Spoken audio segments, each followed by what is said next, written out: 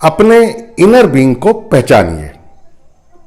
जब हम किसी को बड़ा मानने लगते हैं तो ऑब्वियसली वो हमें छोटा मानने लगता है। हम उसके प्रभाव में आ जाते हैं और फिर वो हमें और ज्यादा अपने प्रभाव में लाने का प्रयास करता है। हम अपने अस्तित्व को खोना शुरू कर देते हैं। हम अपने को कमतर आंकने लगते हैं और कभी कभी हम किसी से प्रभावित होकर उसी के जैसा बनना चाहते हैं और उसकी नकल करके अपने को गौरवान्वित महसूस करते हैं। ऐसा बहुत से लोगों के साथ अक्सर होता है, चाहे वो व्यक्ति जॉब में उनका बॉस हो, उनके परिवार का मुखिया हो, चाहे समाज में कोई प्रभावशाली व्यक्ति हो या इसी तरह का कोई अन्य व्यक्ति। वो हमें अपने ऑरा में ले लेता है। कभी कभी तो हम अपनी बुद्धि, दिमाग, सब कुछ उसको सौंप देते हैं। उसकी बात को पत्थर की लकीर मानते हुए हम बस उसी की बात को सर्वोपरि मानने लगते हैं। ऐसा इसलिए होता है कि हम अपने इनर बीइंग यानी अपने सूक्ष्म शरीर को, जो कि हमारी ओरिजिनलिटी है, उसको पहचानने का प्रयास नहीं करते। हम दूसरे के बाह्य आवरण को ही उसकी ओरिजिनलिटी मानने लगते हैं।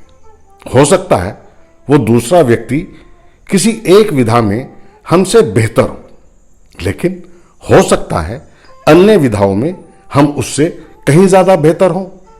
हमें अपने इनर बीइंग को पहचानना चाहिए और इसके लिए हमें एक मूल तथ्य पर विश्वास करना चाहिए कि प्रकृति ने प्रत्येक मनुष्य को सब कुछ प्रदान किया है और वो सब कुछ में किसी को कुछ ज्यादा और किसी को थोड़ा कम।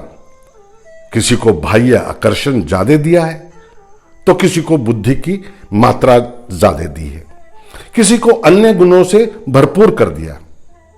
ज्यादातर लोग अपने को वही मानते हैं जो उनका बाह्य रूप होता है, चाहे वो बाह्य शारीरिक रूप हो या उनका बाह्य माइंड हो, लेकिन वो अपने सूक्ष्म शरीर या अपने अंतर्मन को जानने का, पहचानने का कोई प्रयास नहीं करते। इसलिए उन्हें अपनी आंतरिक क्षमताओं का पता चल ही नहीं पाता। अगर हम उन लोगों पर दृष्टि डालें जिन्होंने मानव जाति के उत्थान के लिए या समाज के लोगों के जीवन स्तर को बेहतर बनाने में अपना योगदान दिया है, उनमें से ज्यादातर लोग बाह्य आकर्षण के मालिक नहीं थे।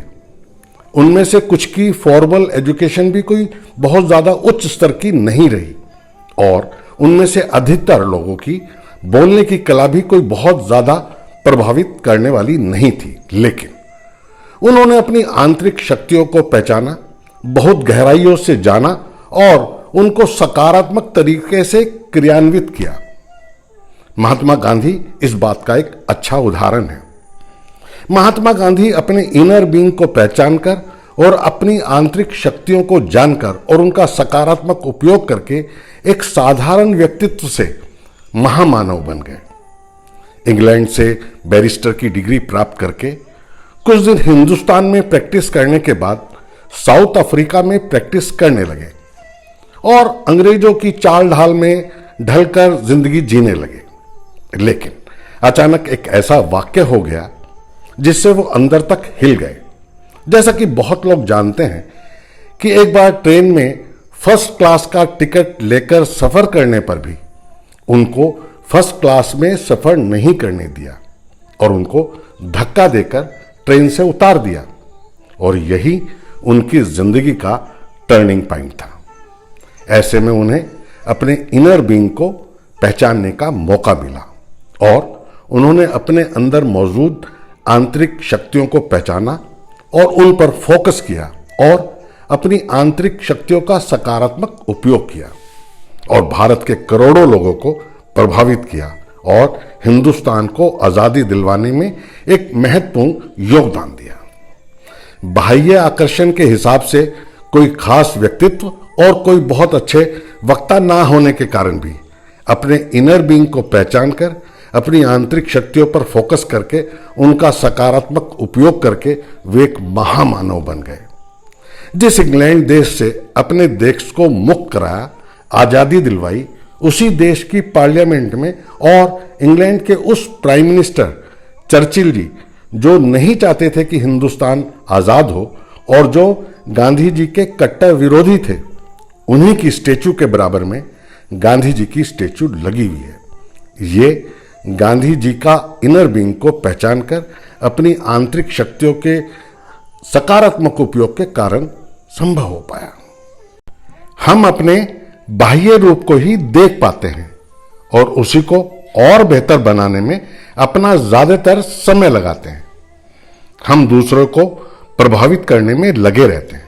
हम चाहते हैं कि लोग हमें ब्यूटीफुल माने, हमें हैंडसम माने, हमें बुद्धिमान माने, धनवान माने, हमें एक अच्छा वक्ता माने, यानी दूसरे लोग हमें अपने से बेहतर माने। हम कभी यह जानने का प्रयास नहीं करते कि वास्तव में हम हैं क्या, हमारे जीवन के गोल क्या हैं, हमने इस मनुष्य जीवन को धारण क्यों किया है, और इन सबका जवाब हमें अपने असली अस्तित्व को जानने पहचानने से ही मिल सकता है।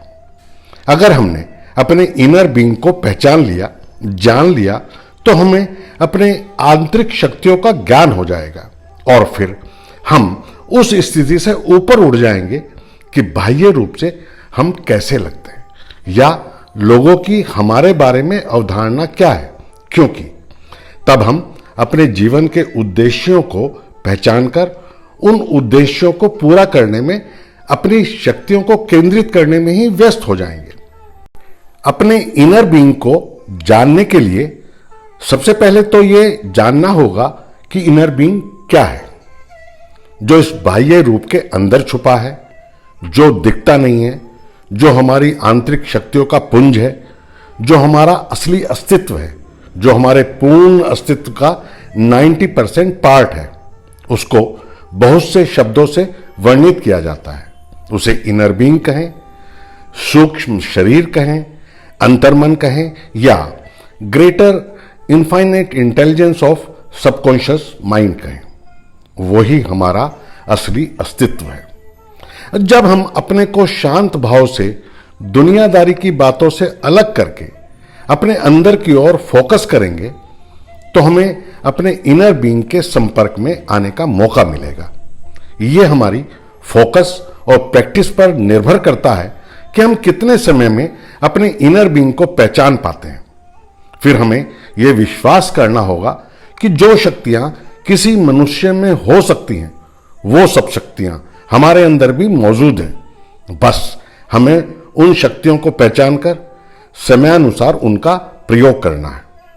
जब हम अपने इनर बीइंग को पहचानकर अपनी आंतरिक शक्तियों के बारे में जान जाएंगे और उनका सकारात्मक रूप से उपयोग करना शुरू कर देंगे, तब निश्चित रूप से हम अपने को एक नए रूप में देख पाएंगे।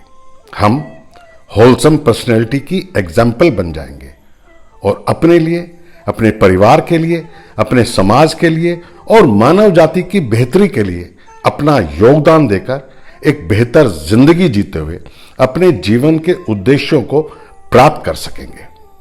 अगर ये वीडियो अच्छी लगी हो तो प्लीज लाइक एंड शेयर कीजिए और चैनल को सब्सक्राइब ना किया हो तो प्लीज सब्सक्राइब करना ना भूलें।